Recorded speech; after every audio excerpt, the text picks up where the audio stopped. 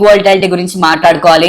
ఒకే ఒక్క రోజులో 20,000 దగ్గరగా పెరగడం పడ్డం ఈ మధ్య కాలంలో చూస్తున్నా 7-8% సుమారుగా 10% దగ్గరగా కూడా వెండి పెరగడం పడడం కనిపిస్తుంది. మిగిలిన ఏ మెటల్స్ లో కనిపించట్లేదు. ఈ వెండి ఆల్మోస్ట్ ఇలా పడిన తర్వాత కూడా సుమారుగా 150% పైగా ఈ 2025లో పెరిగినట్టు 2,50,000 మార్క్ కి వచ్చిన తర్వాత ఒక్కసారిగా పడ్డ వెండి ఇంకక్కడి నుంచి పడిపోను లేదు. అలా అని మళ్ళీ రికవరీ మళ్ళీ 2,50,000కి వచ్చిన తర్వాత మళ్ళీ అక్కడి నుంచి పెరగను లేదు. కిందకొచ్చి ఇది కాదు, దీనికి ఇంకా స్ట్రెంత్ ఉందని మళ్ళీ బయర్లు కొని పైకి తీసుకొస్తుండడం, లేదు ఇక్కడ ఉండకూడదు అని సెల్లర్స్ మళ్ళీ స్ట్రాంగ్ గా కిందకి పుష్ చేస్తూ ఉండడం, క్లియర్ గా బయర్స్ అండ్ సెల్లర్స్ మధ్యలో ఒక బిగ్ ఫైట్ అయితే నెలకొంటున్నట్లు మనకు కనిపిస్తుంది. యాక్చువల్ గా వన్ డైరెక్షనల్ గా వెండి పెరుగుతూ ఉన్న దాన్ని ఆపింది CME చికాగో మర్కంటైల్ ఎక్స్చేంజ్ వాళ్ళు. వెండికి ఒకటే కాదు, చాలా మెటల్స్ రిలేటెడ్ గా మార్జిన్స్ ని పెంచారు. ఎప్పటి నుంచి? ఈ 31వ తేదీ నుంచి ఎండ్ అయిన తర్వాత, అంటే జనవరి 1వ తేదీ నుంచి ఈ మార్జిన్స్ తోనే పొజిషన్స్ క్యారీ చేయాలని చెప్తుండడం. ఒక మనిషి అంతకు ముందు 1,00,000 రూపాయలతో ఒక ట్రేడింగ్ యాక్టివిటీ చేయగలుగుతుంటే ఇప్పుడు 1,00,000 సరిపోదు,